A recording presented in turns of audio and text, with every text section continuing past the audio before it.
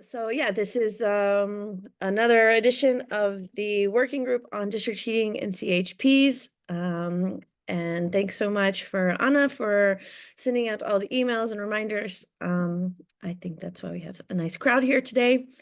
And yeah, I think it's pretty self-evident, but just to reiterate, we thought it would be nice to have a moment to talk about heat storage. It's one of the topics that kind of is added in as maybe an afterthought sometimes, but is probably one of the sort of lowest hanging fruits out there in terms of improving our energy efficiency for heat. And so really grateful here to have Eamon, who is an expert on energy storage. And I think he can give you a bit of an introduction on himself, and also giving some examples on thermal energy storage in practice. And of course, plenty of time for questions and discussion afterwards. So unless I've missed anything, I think I can hand it over to Eamon. Hello, my name is Emin, as you recently heard. I hope you can hear me well. I am a chemical engineer and energy manager, and I have been working on thermal and thermal-related systems for more than 50. Oh no! Ta-da. Just as we got off to an amazing start, we I think lost we Emin. lost him. Yeah, indeed, that is true. He's back. Okay. Just give me a second. No problem. It is after all a Friday. Ah. I think we were all very brave to expect everything to work. I just maybe it is because of the land link here.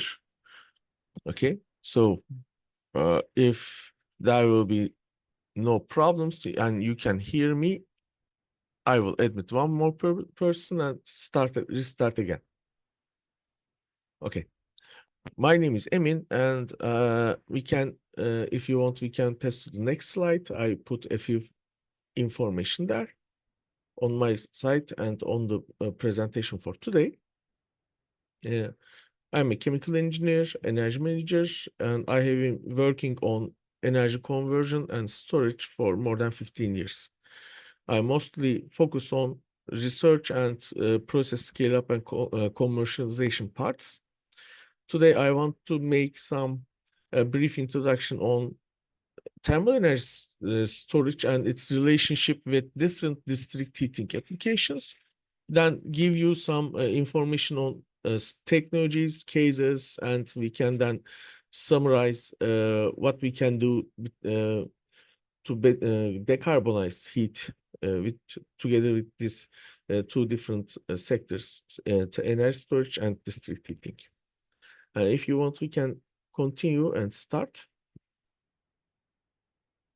You know better on district heating, but it's one of the major sources of emissions and also comfort. And we have different heat sources. Some of them are not available for everyone, like geothermal.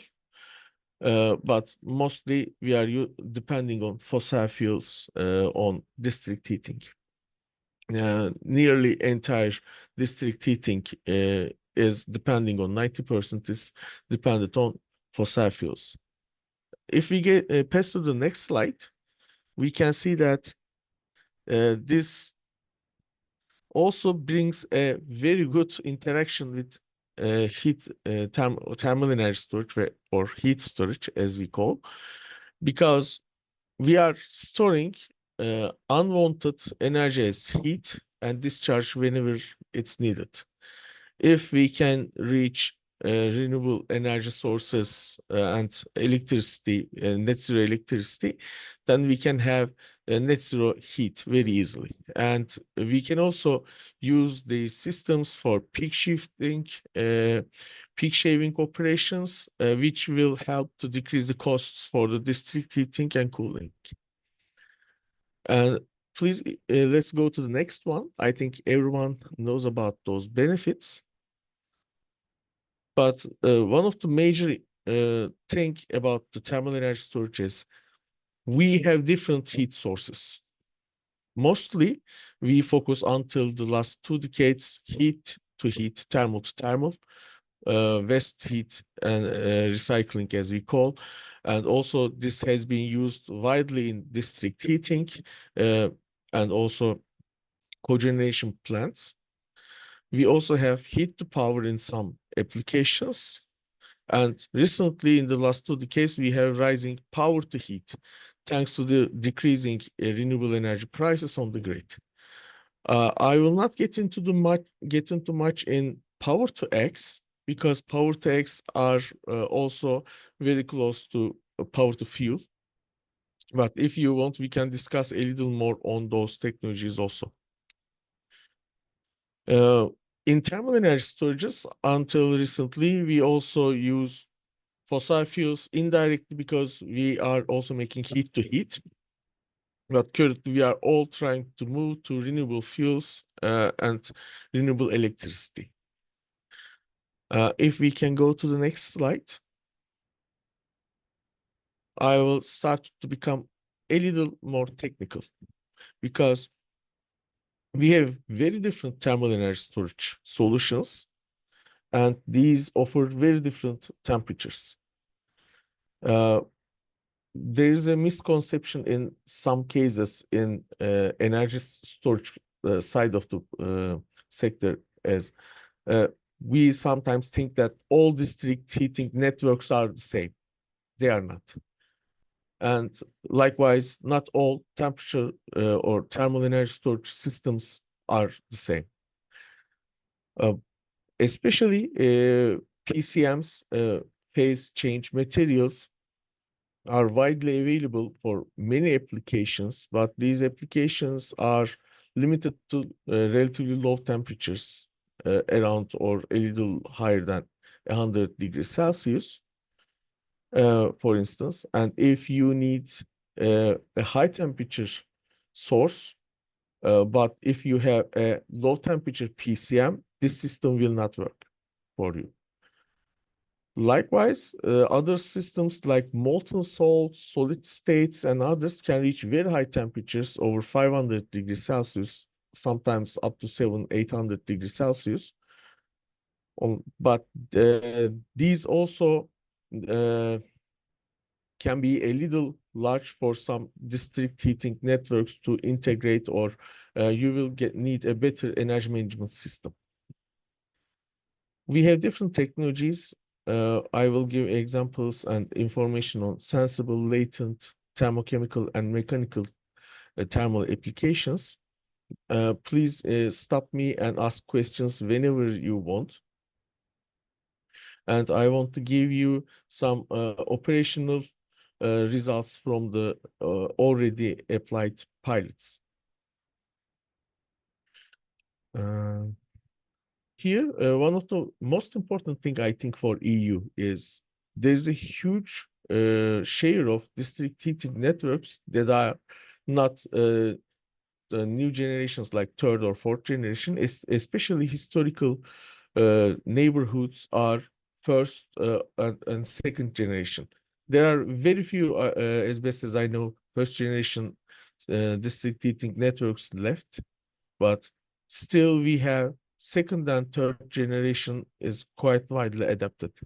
So this makes some thermal energy storage technologies more available for district heating networks, very similar way with the, of course, industrial steam or high temperature uses. Can we pass to the next one? Okay. Sensible energy storage is most probably, most basically heating up something to a higher temperature and use the temperature difference as a driving force in the energy difference and benefit from it. These technologies are the most widely applied ones for district heating. Water tanks, boreholes, aquifers, we will talk about this all. But similar like this, latent heat storage, which is phase change thermal energy, is also widely used for district cooling applications, especially for ice storage or low temperature PCMs. And there's thermochemical energy storage, where we have a reaction and sorption process occurs. These processes can be also similar to latent heat storages by keeping at least same heat output or temperature output, but they are less widely used because of the complications in the chemical part. And there are some mechanical thermal energy storage applications available in mechanical energy storage, especially for air or other gases for energy storage. You compress the gas and it becomes heated up. And we can store and use this energy later for our district heating applications. And in some cases, they also benefit from the grid when they are pumping out the energy from the system. If you have any questions on one of these technologies, I can now give an answer, or we can pass to the next one. There's no question, I suppose. We have a question from Tom. Go ahead, okay. Tom. Tom. Yeah, sorry, I was just looking how to raise the hand. Just short question. So how's the readiness of all these? I mean, not one by one, but generally of these technologies? Like, are they all? Yeah. Not all of them are. I will also give you a more detailed one for technology readiness levels, but more technology ready ones are sensible energy storage systems and phase change material and ice storage systems, especially large water tanks, boreholes, and cave storage systems are commercially available. Ice storage is likewise. But for instance, molten salt, there are a few pilots in megawatt size, but there isn't much larger scale applications yet. Okay. So their Thanks. technology readiness levels are very different. For instance, for Yeah. solid media, if we are talking about underground rock or borehole, then they are ready, and you can just commence it in a few years, since these systems are a little large. Yeah. But for instance, I'm also working on thermal energy storage on steel for a different lower scale of operation for district heating. And those are in TRL 7-8 levels currently. Thanks.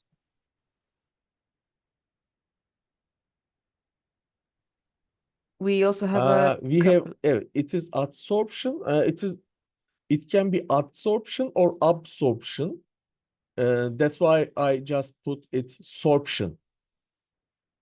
There is a small difference between absorption and adsorption. In one of them is chemicals attach themselves on the surface of the material, and in the other one it is sucked up in the material entirely, but both of them are finished with the sorption part. That's why I leave it with the sorption. We can discuss a little more on the sorption part. I mostly prefer adsorption systems because with the D, adsorption systems are more reliable on the cyclic applications most of the time. Yes, I have a St. Meteries example from the Polar Night. I really like the system, and we will discuss about it. And I will tell you how they switch their aim and technology in the last few years. We are taking these sand storage systems in the solid media part, together with rock, steel, and others. Thank you for these questions. I really like it with the questions. We have another question, I suppose.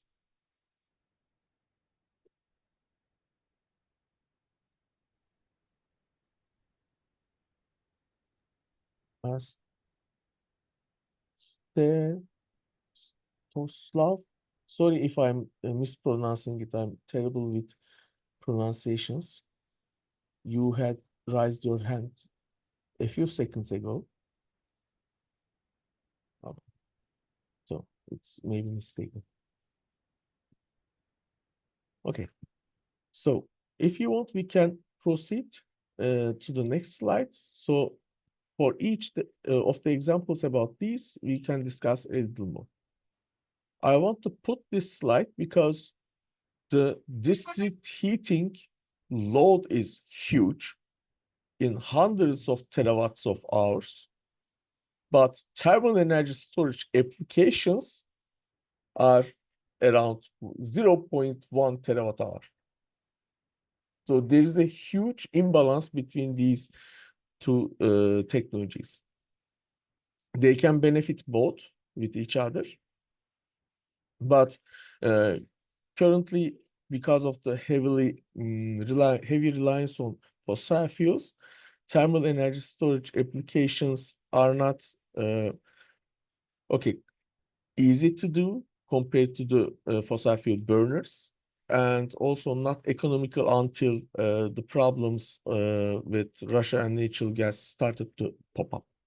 And that's why thermal energy storage applications becomes more and more important for the sector, district heating sector. If you want, we can proceed to the next one. There are two very important things about thermal energy storage systems targeting district heating applications. One of them is the capacity. The other one is the range. Capacity is both the peak discharge capacity and also total storage capacity.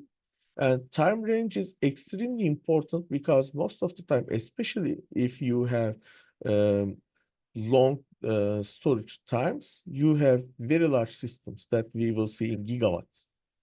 Okay, thank you. Can we pass to the next one? And another important one is either we have centralized energy systems or decentralized energy systems. This also gives us an option to pick maybe smaller, different energy storage systems to enrich a district heating grid.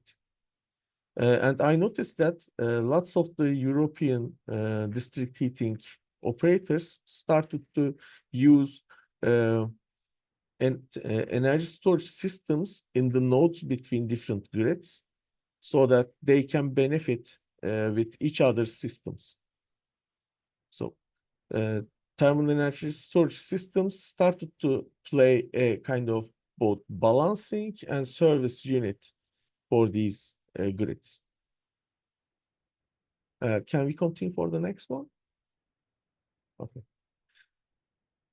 Duration is extremely important because nearly all thermal energy storage systems can work at relatively short time cycles very easily in hours and days, but only a few are good for long-term storage for weeks or seasonal storage.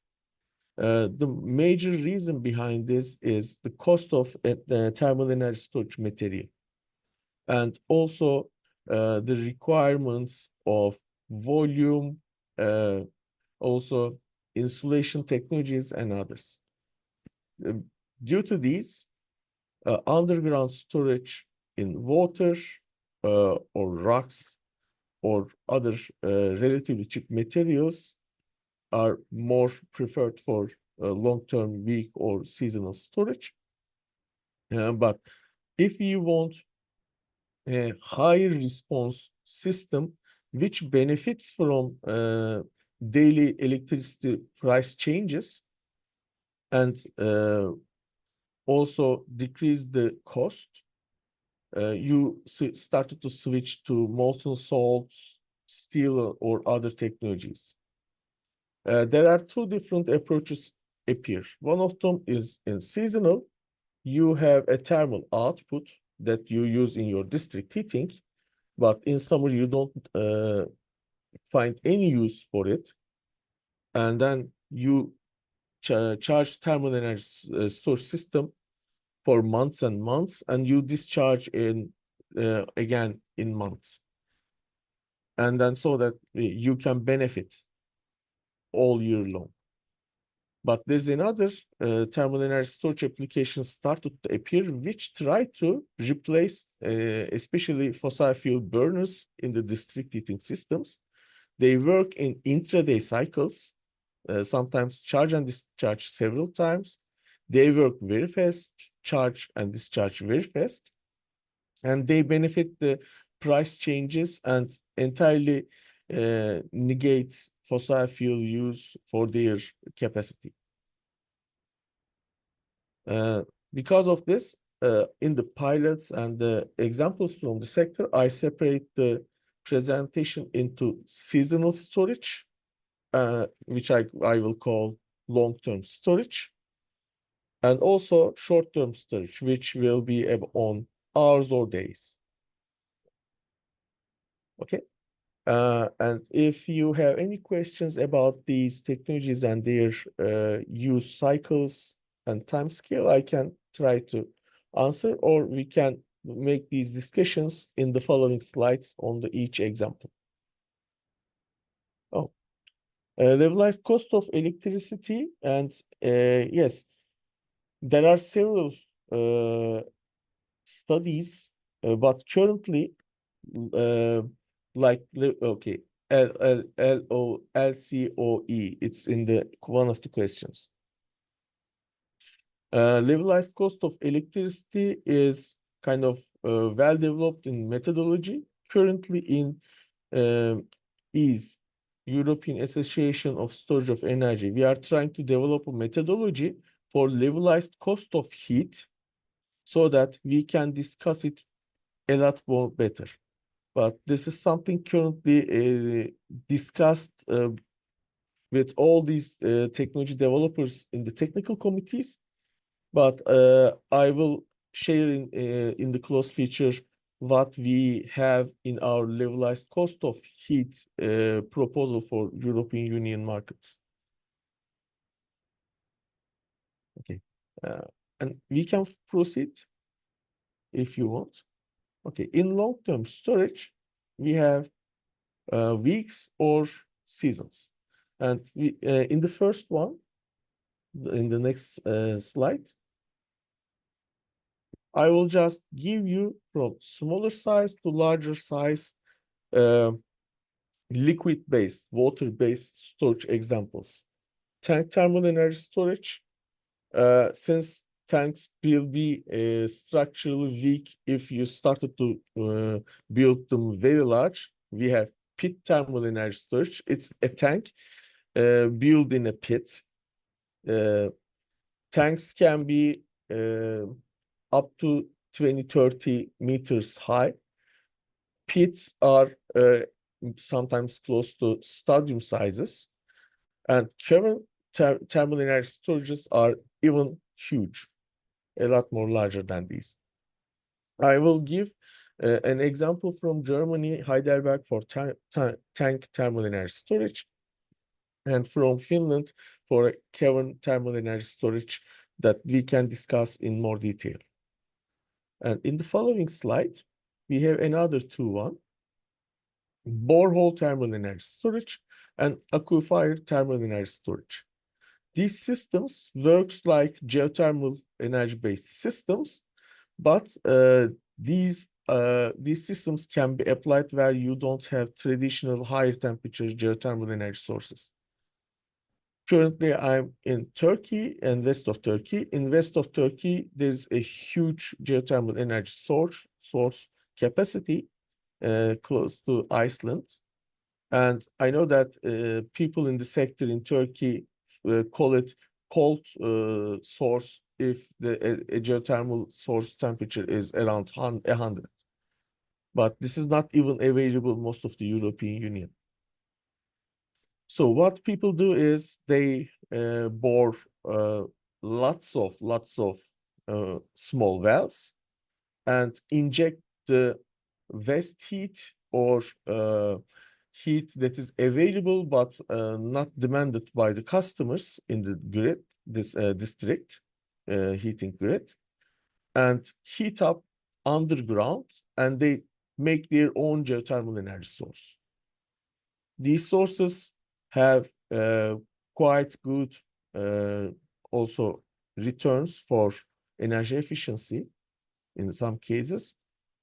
But again, you need to dig a lot of wells, and it may not be available for all neighborhoods. In aquifer thermal energy storage, you have an underground water source. In borehole thermal energy storage, you have most of the time solid rocks. There are different problems stated on these systems, especially for leakages of heat transfer fluid and others. But these are quite well developed technologies and has been applied in Nordic countries in at least 4 or 5 different cases. And globally, we have around 30 or more borehole and aquifer thermal energy storage technologies. Okay. If you don't have a question here, we can proceed and we will start to see the examples from the sector.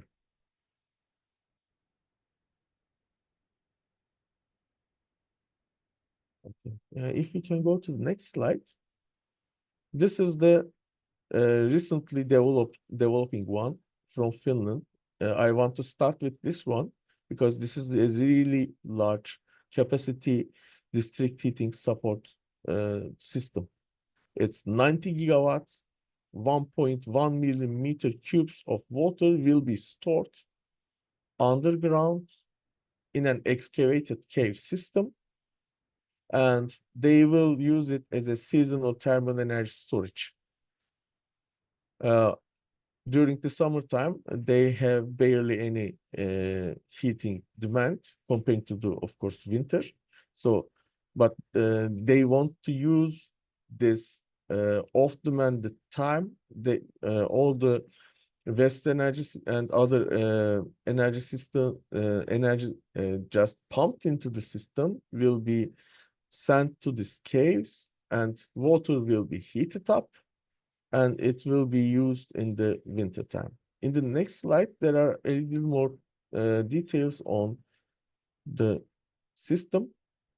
So what they want to do is they want to use the district heating grid as a kind of heating source all summer and heat up the water underground. One of the most important point here is they are excavating these caves. These are not natural caves. Until now, there are lots of studies on pilots made on underwater cave structures, but one of the major problem is of leaching of both water and heat in underground. So they are building their own isolated cave so that it will be well operated and there will be no problems on energy efficiency. They have energy recovery from non-recyclable waste in the region. So in summertime, this entire heat will be pumped in. And they are expecting to get around 8 million euros of district heat annually from these caves. But this is a huge investment, and it will be a very long-term recovery in terms of economy.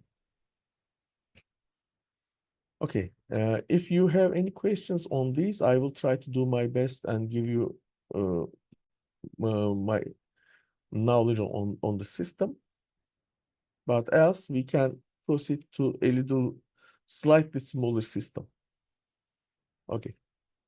This is a thermal energy storage tank. Again, they are using water as a heat storage medium, thermal energy storage medium. It is 55-meter high water container. It's a thermos. There is so much water in it that when it is not agitated, mixed, there are different layers of thermal energy appears in the system. And also on the bottom part, the pressure is so high that water can be heated up to 115 degrees Celsius without boiling. So what they do is they integrate this huge thermos into their district heating grid, and they pump all the undemanded heat into the system and increase its temperature. And whenever the demand increase or at the peak times, they use this stored heat from the thermal energy storage to be transferred into the Heidelberg grid system. Heidelberg city has, two types of neighborhoods. One of them is nearly a millennia-old city with renovated but still third generation district heating system on the riverside that you can see. Just the river is just on the Heidelberg name. The neighborhood near the river is very old systems that needs to be supplied with high temperature water. Also, people are using these water for their sanitation purposes, not only for the heating. But there's another district which is close to that dot I put on the map, the red dot. This is the tank where the tank is stored. It's called Barnstadt. Barnstadt is a new district entirely built up from scratch as a net zero neighborhood. And both these districts are, as best as I know, operate at a very different temperature zones. But still, these districts can support each other through these thermal energy storage and heat exchanger networks in terms of need. There is one of the old district is one of the reasons for that a really high temperature storage up to 115 degrees Celsius with water. Normally, as engineers, we don't want to go up to these temperatures for the possible problems for boiling, but the Heidelberg grid is already operating at 85 to 75 degrees Celsius. So they need a quite higher temperature storage system. It's cost around 50 million euros, and this year it will be entirely operational with a restaurant on the top. It's recently finalized. If you have any questions, I will try to answer, or we can pass to the next one.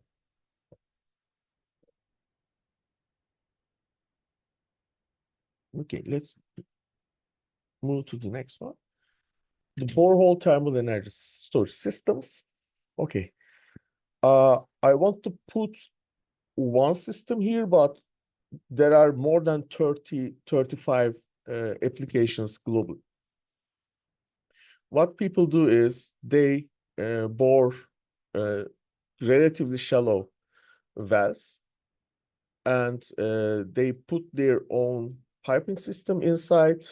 There is no pumping of geothermal fluids from underground, but what we do is we are circulating our own heat transfer fluid, most of the time water, within our own pipe system. We dug relatively shallow 50, 60 meters, sometimes 80 meter deep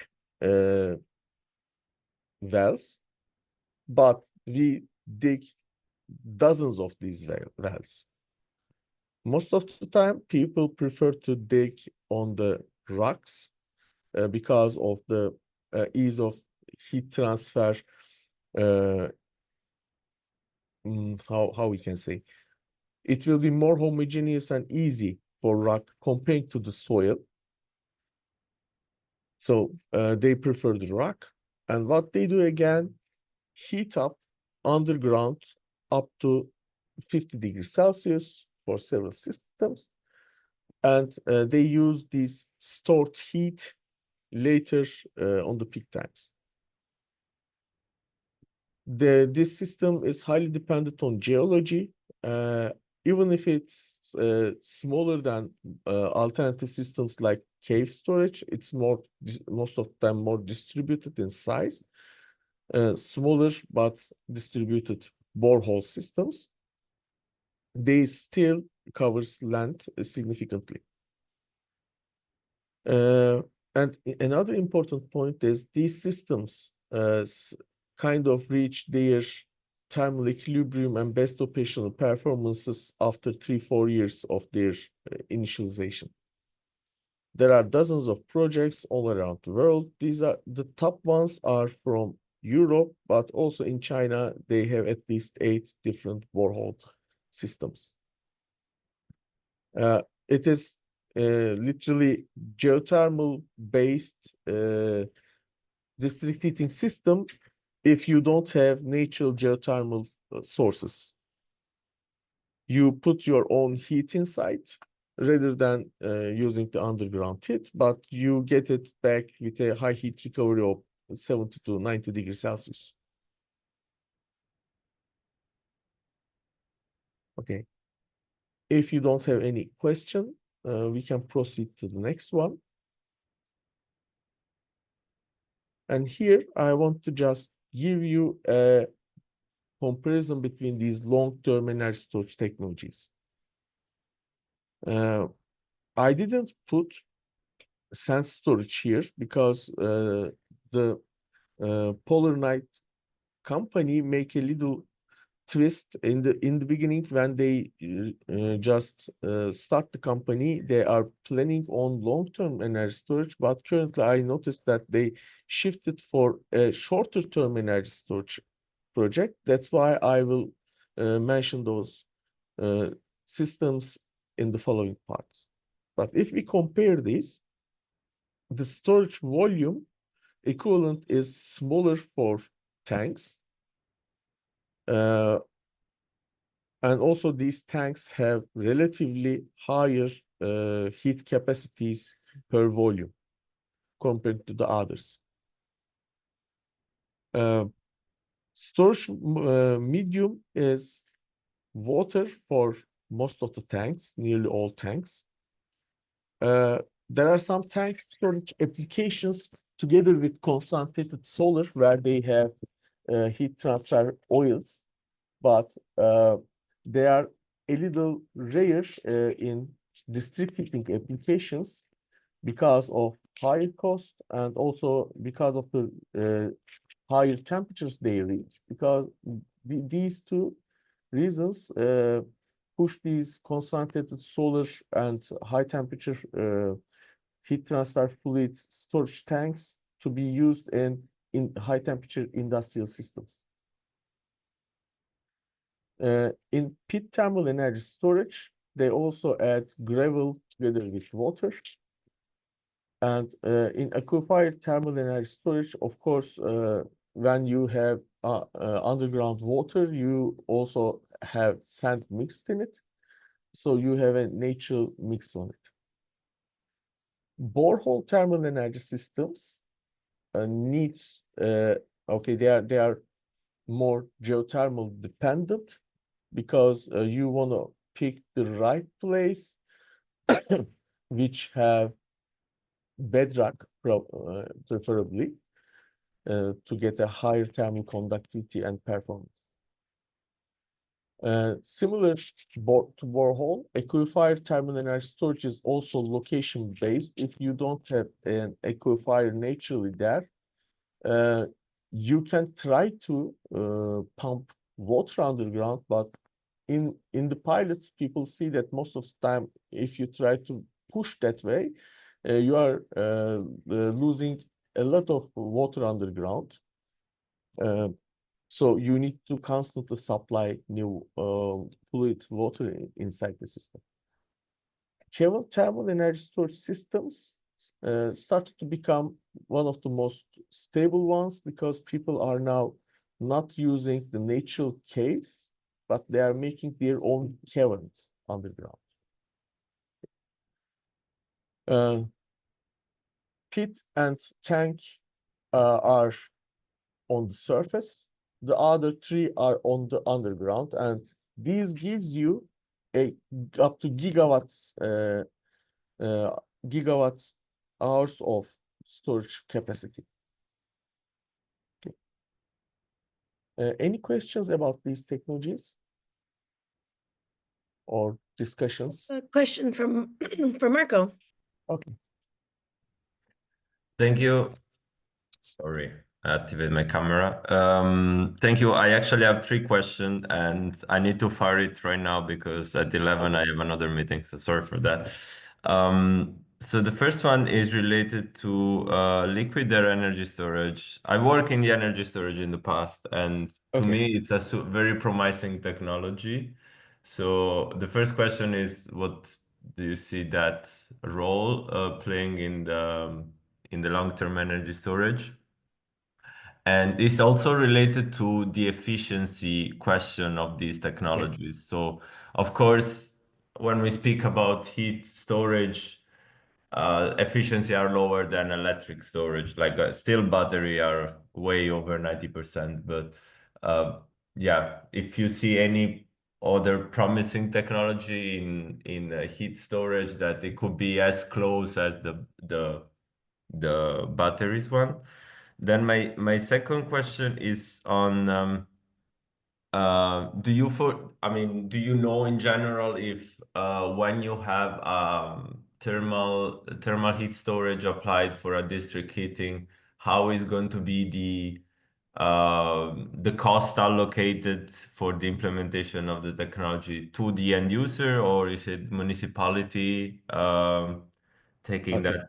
I mean, just paying for the storage, and then the user is just paying for the service of that. And the last question is about the various generation in the previous slides you mentioned. I mean, we saw that indeed the more generation are going further, the lower is the temperature regime that is under district heating. And unfortunately, this is over 90% already, as you said, by fossil fuel, but at some moment in the future, that most likely is going to be, I would say, waste heat or renewables. One of the many argument that we hear about individual installation is that you need to have a low temperature ready apartment in the residential buildings in order to fully exploit the benefit of the decarbonization. Do you also know in case those existing district heating can have a temperature regime lower than, I would say, 100 degrees,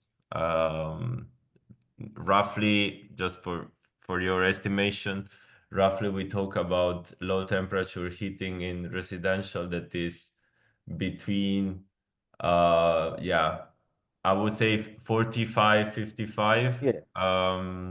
Yeah, sorry, I needed to do it now because I don't have time later. Thank you No, in no. advance. Thank you for these questions. About the efficiency part, in the past, efficiency, I will be talking fast because you have 10 minutes to go. Okay. About the efficiencies, people started to make use of caverns rather than caves because of the efficiency. If we build these systems, we have efficiencies over 90%. But in the past, when people use natural cave structures and others, efficiencies drop down to 50%. But industry, especially in thermal energy storage cases, currently expected efficiency from the systems is 92% return within its given storage time. For instance, if you are working in intraday storage, they find it acceptable 92% return, and it will just increase our insulation costs a little up to the optimum part. These higher return and efficiency demands also tax us a lot in the cost part. And who gets the cost? For instance, in the Vantaa Enerji example, Vantaa Enerji is partially owned by the municipality and other local stakeholders, of course. So they are paying it, and I think in the services, customers are also sharing in a long term. It is similar case for the Heidelberg example. The municipality itself just built it and integrated inside the district. I'm not very, how I can say, comfortable with talking on regulations in Germany. It's really complicated.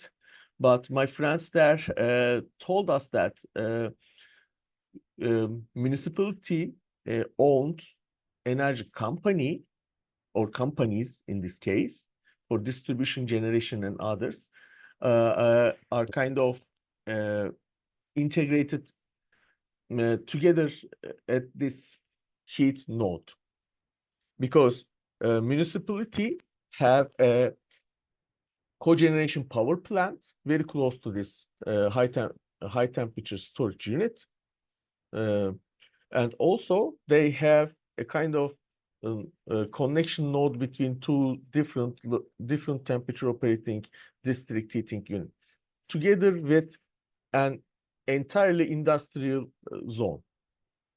So they select this thermal storage unit, that huge water tower tank location in a point that all those stakeholders and anyone involved with any calories of heat that is excess has the shortest route to that tower. That's why things become a little complicated, because yes, municipality built the tower, but everyone needs to be integrated into it, and it will kind of distribute some of these costs to the people. About the low temperatures, yes, new district heating systems are working at lower temperatures. I definitely agree, but there is another kind of approach we engineers do here is, okay, you can need a lower temperature source, but if we increase our thermal storage temperature, we literally decrease our capital expenses, because with the same material, with a higher temperature, we are of course increasing our capacity, so we need to build a smaller structure. And as this push us to reach higher and higher and higher temperatures, I will give the example on our case. We are working on currently up to 400 degrees Celsius storage system. In the future, it will be a lot more increased in the temperature range.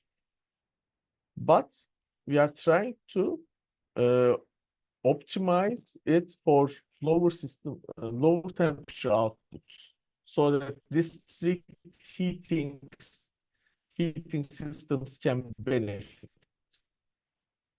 This makes our systems, and also I will give examples of other systems from molten salt for very high temperature systems, small enough that capital expenses will be lower, so operators will invest easily.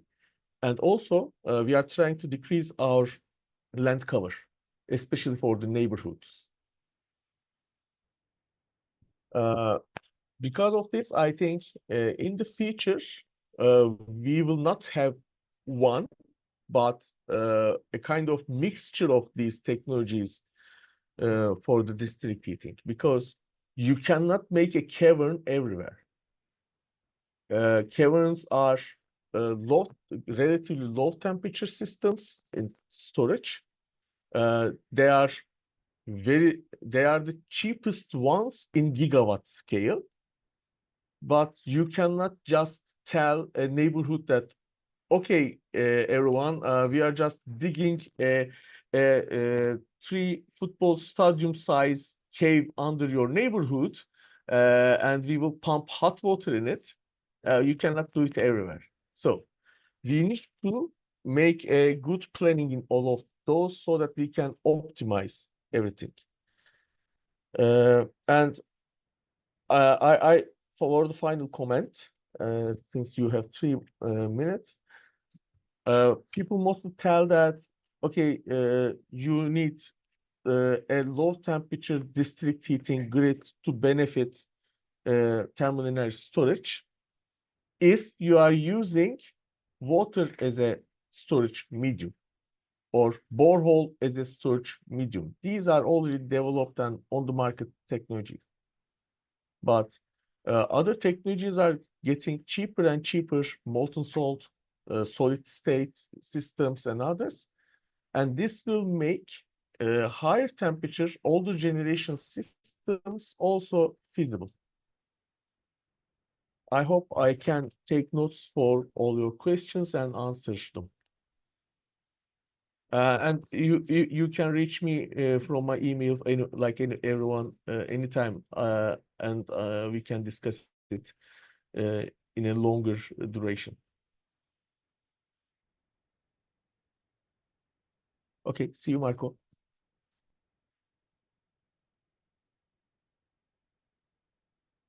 Okay.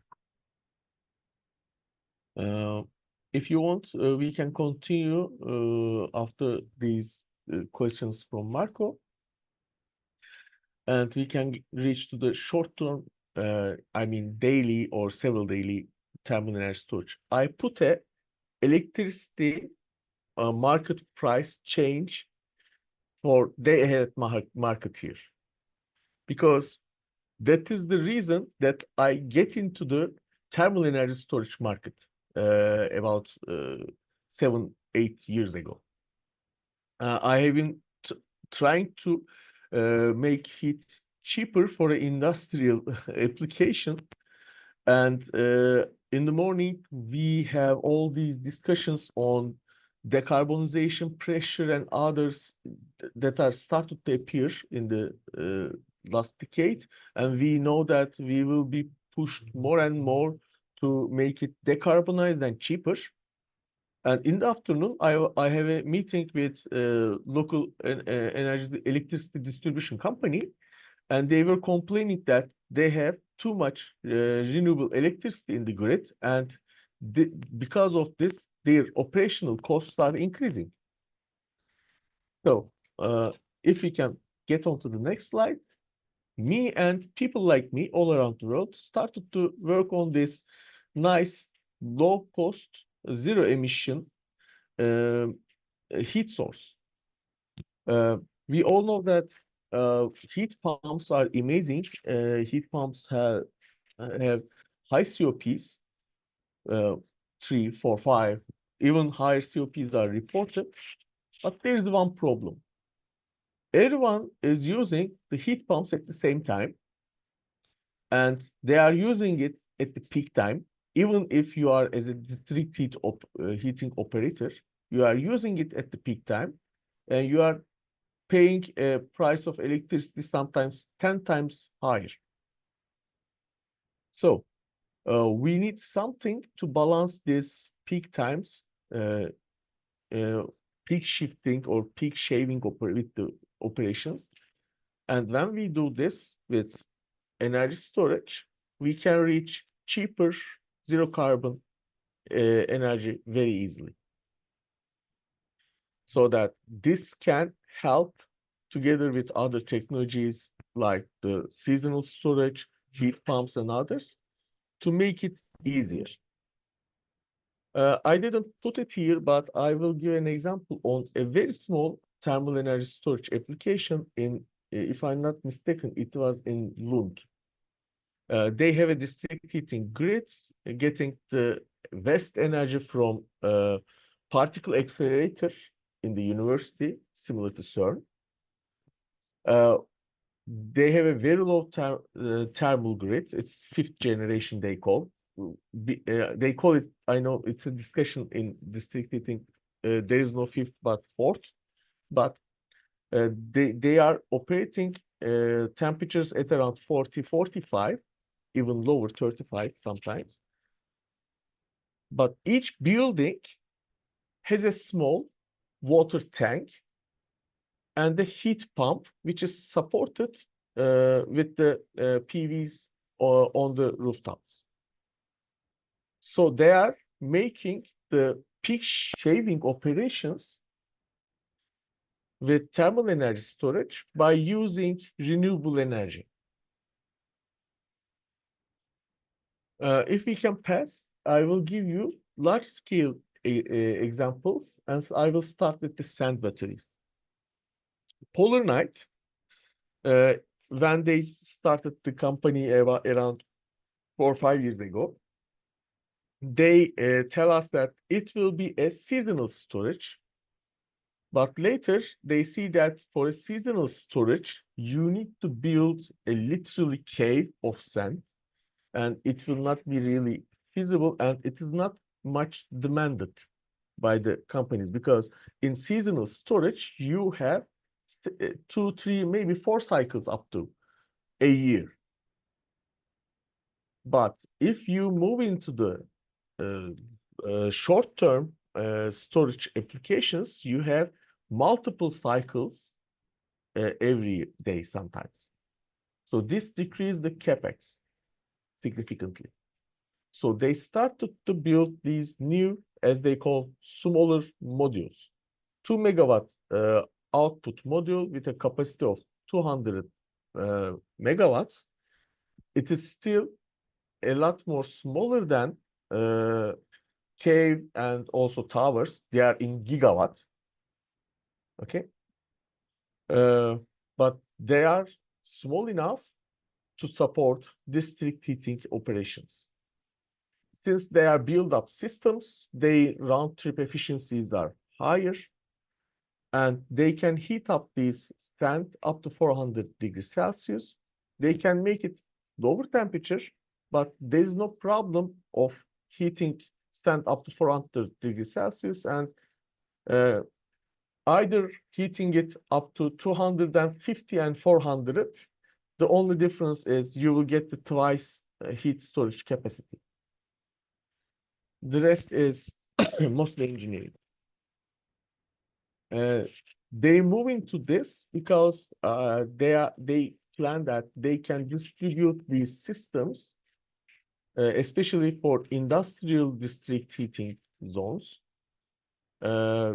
Also some residential district heating zones, so that these systems can be charged with excess renewable electricity from the grid and discharged whenever it's needed.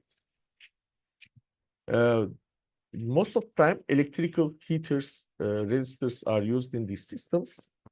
Best as I know, there is only 1 or 2 companies that try induction heating, but nearly all of the companies are using electrical resistors, which is a very conventional, well-known, and easy to manage technology. So, if needed, they can be kept for months, but it will be better if they are cycled in every several days. They benefit the low price of electricity from the grid, and this brings them to deliver zero carbon heat with a relatively low cost of 10 euro per kilowatt hour of stored capacity. This is one of the innovative and conventional technologies that are appearing. Each component is conventional, but bringing these conventional technologies together and optimize it is a engineering challenge. I appreciate their work here, and they give a nice, relatively small scale technology for district heating applications.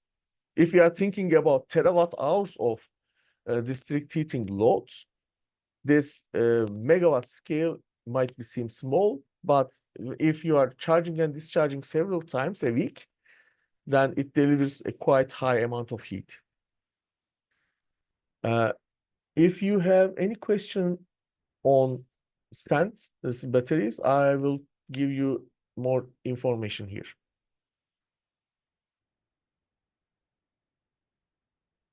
But if you don't have, we can go to the next one. I tried very hard to find a picture for this case, which I have been reading for the last 3 years in all reports in International Energy Agency or EASE publications and everything. I couldn't find it. I read lots of papers on it, but I put at least the location. This is a very inland part of the China. This is a 6 megawatt output, 36 megawatt total capacity demonstration plant, which is integrated directly into district heating there. It has been operational since nearly a decade. And what it do is it make wind curtailment operations for the electrical grid. Okay, wind is the most fluctuating renewable energy source, most probably. And if the grid don't need that electricity, either you direct it or you shut off the electrical production there.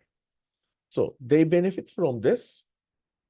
And since in China everything is owned by the, of course, government, it is trading for a very low cost for the heat. This is a high temperature PCM, especially developed for this system. Phase change materials, as the name implies, use the phase change latent heat. So what they do is they don't have a temperature change. These systems are quite stable in operation. But phase change materials are more expensive than most of them more expensive than sensible heat higher temperature systems. So if we proceed for the next slide, this is SaltX, another example for constant temperature system. This is a salt solution. It's the water is evaporated, and when it's again mixed with water, again the condensed water, it gives a heat. So heat is stored and released in these cycles. They have a pilot which is integrated into the Berlin district heating network. It's operational, but there is a comment here about this technology that the storage capacity density is so low that these systems need to be very large to make a significant contribution in the entire district. Because of this, I think a company also switched to some other industrial applications where constant temperature is more appreciated than the heat output itself. Okay. In the following example, This is the thing I'm working on. We are trying to make 1 megawatt units distributed along the residential area. They are in container size. What we want to do is in residential areas, we have lots of photovoltaic output, and also for local renewable generation, electricity generation. We are charging with off-demand electricity, and especially for the nighttime, this off-demand electricity converted already to heat and discharge into district heating network. So we are trying to decrease the peak time loads. In the next slide, you will see why this is demanded from us, because local distribution company has a problem with city hospitals. In Turkey, we have huge city hospitals with over 2,000, and with the largest one is 4,500 beds. And they have nearly 13 to 15 megawatt peak time heating demand, even in a hot country like Turkey in the winter time. So they want to use these thermal energy storage units to be integrated their internal heating systems or district heating systems in the neighborhood, so that they will benefit peak shifting and load shifting operations from the grid. The electrical distribution company will make a service to the grid, electrical grid, and get a revenue from it. And then when they are discharging this heat, now it is something unwanted, because if we can't discharge, they cannot use it in the next cycle, sell it to the consumer. So these kind of operations has a problem on regulatory side. It's not clear yet, but I think it will increase in the future a lot. Currently, this electrical distribution company is asking us if we can integrate this together with absorption cooling systems, so that they can also deliver large buildings or district heating systems as cooling service. So they want to change the game rules a little. I just want to put this example to show you that how not only district heating companies, but also other energy distribution companies are started to interested in decarbonized heat fields. Okay, if we move in the next one, I will give you one of the most developed pilots in the thermal energy storage sector. It's from Kyoto. It's a Norwegian company. This is a 18 megawatt storage capacity, 4 megawatt discharge capacity system worked on molten salt. This technology is already developed in Spain for concentrated solar power plants in the last 3 decades. But what they do is they modify and redesign these systems to be able to use a grid integrated system that will negate fossil fuel burners for district heating. These thermal storage units, you will see 6 of them. Each one can charge itself with 1 megawatt per minute, 1 megawatt per minute electrical power. So they work as a grid balancing unit for excess renewable electricity. They suck up each watt of electricity very fast from the grid if it's unwanted. And they use this cheap energy to discharge and also heat up 275 houses in Denmark. There is another slightly larger, twice size pilot on the pipeline. It will be operational in 2026. And we will see more results on these kind of applications. Their aim is a little different than all the other applications here, because what they want to do is not storing waste heat or small amounts of district based green power. They just want to replace fossil fuel burners entirely with this green power. But these units are, even the pilots are large, very large. Okay. I think this is my final example, and I have a few comments for these. If you don't have questions, or if you want, we can have the questions at the end. Okay. I know that you are hungry and coming to lunchtime is coming soon, so we can talk about these discussions and conclusions, and we can finalize. On the next slide, I put the sorry, technology comparison from Thermal Energy Storage Innovation Outlook. Costs are given, but with a very wide range, because lots of technologies, even the water tanks and others, some costs are based on TRL4, TRL5 systems. We don't know exactly how they will operate or behave at larger scales. But I must admit that most of these systems have high life expectancies, more than 2 decades. So their capex will be high, but their operational expenses will be low comparatively with battery electrochemical batteries. This is also another discussion I have been hearing in investor groups or operators.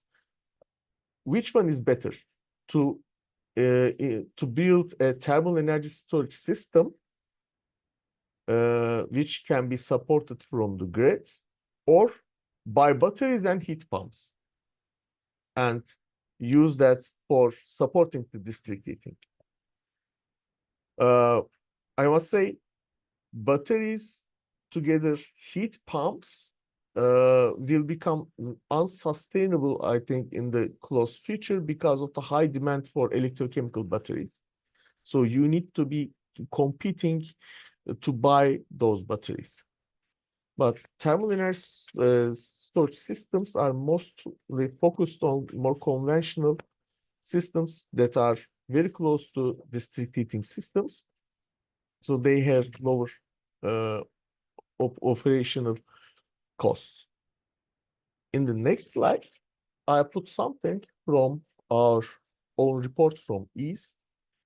This is based on thermal energy storage solution providers. Okay. These are the marketed power deliverables from our members, and which technology can work at which time scale you can easily see, and you can see their TRL levels. There are some emerging applications. People are discussing a lot on hydrates and others, but if you want to apply something in a few years, you should be more focused on, of course, the higher TRL ones, which are already confirmed on operational efficiency. In the next one, I want to show the barriers that we see. These systems sometimes tested in a kind of isolation at lower TRLs, so it becomes really a challenge to integrate them into the district heating systems. So there is a immaturity for especially integration part, because we need to learn a little more on the operation side of the district heating as thermal energy storage system providers.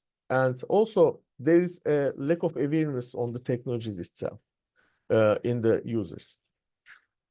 And some technologies there's a high level of uncertainty how they will evolve.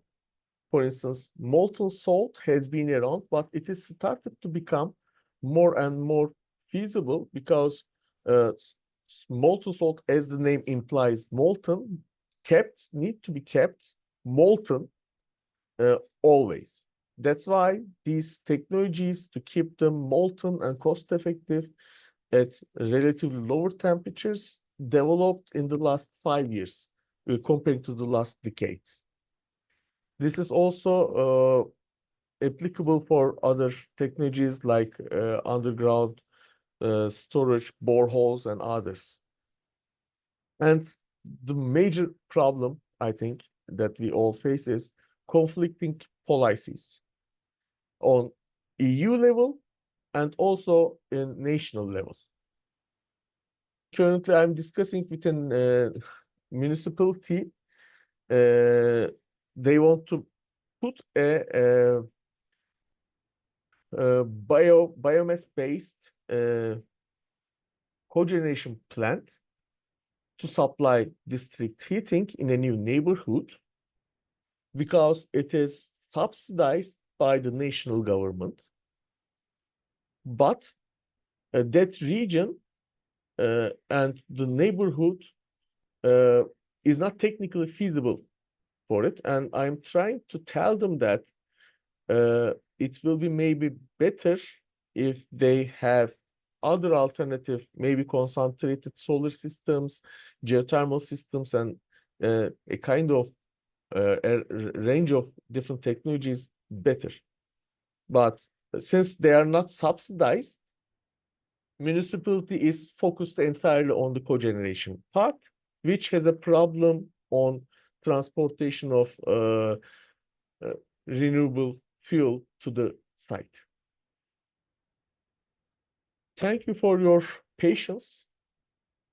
I think this is my last slide before my thanks, if I'm not mistaken. Yes. And I will try to do my best to answer your questions if they are rising. Yeah, so I think, yeah, thanks for also letting us kind of jump in with questions. I think it also helped sort of clarify things in the moment. It's, you know, a technical topic. So I think for many of us, it's a lot of new information, which is really great. It's really nice to see. I have to say for myself, this was the first time to really see all of the technologies compared. Because oftentimes you hear one example here, one example there, and not really kind of seeing how they sort of match against each other in terms of, yeah, how long they can be storing the energy for, or the size constraints, the financial constraints, etc. So, yeah, are there any About questions the from? financial ones, Yeah. I have some data, but I did not want to share it because it's misdirecting, because there is a lack of it's not levelized, those costs. Whenever we finalize levelized cost of heating for energy storage technologies in EASE, I will let you all know the costs so that you can make a better decision. Yeah, I think the financial question, it's not a small one. I mean, I've also heard from, I think it's a bit similar with solar thermal, for the challenges for municipalities because, yeah, they're quite space intensive, and publicly owned space like that is quite valuable. So it's really hard, and that economic sort of side of it as well, not just the actual cost to develop it. So yeah, I mean, have you seen any innovative or interesting solutions to this whole where to get the space question? Okay. Currently, we are working with CIEMAT from Spain, Concentrated Solar Research Institution. We are trying to make a levelized cost of heat and electricity calculating tool in a EU project with them, together with district energy operators. We noticed that if we can make these alternative technologies as a heat source, I mean, we need to make them a little more modular. And another important point is not on the technology, I think on the business model side. Currently, most of the thermal energy storage and also concentrated solar related companies know that the capex is high for us. So companies started to offer their systems as a service. So they are not now selling the equipment. They are just want to sell you the heat. They are trying to overcome the cost high capex issues through this business model. And I noticed that also financial institutions are open for it. There are some rising incentives, and also we can, I think, benefit from the decarbonization part also, because we will be reducing emissions, and hopefully we can get some carbon dioxide reduction credits on those, and make our customers get a kind of revenue that will decrease their capex. For the technologies, currently I am more focused on integration of electrical grids to thermal grids in a city size level, because did you see the investments needed for electrical grid in the COP discussions? Maybe you see or maybe not, but they're talking about 15 to 20 million kilometers of electrical lines to be renovated. The only way to do is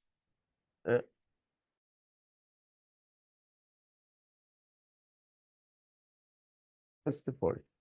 But what we can do is we can help to decrease the renewable energy fluctuations in the system.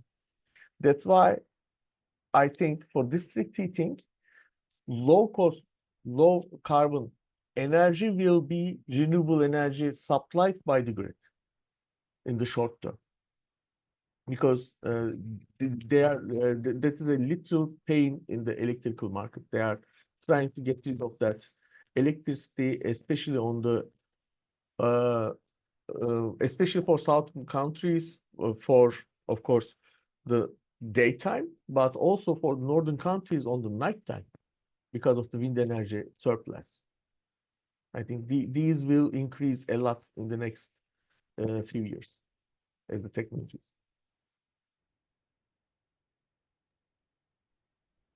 Okay, well, I think we're about at time, so I would just, maybe wrap it up here. I think Eamon deserves a nice big lunch after such a thorough presentation. And yeah, thanks everyone for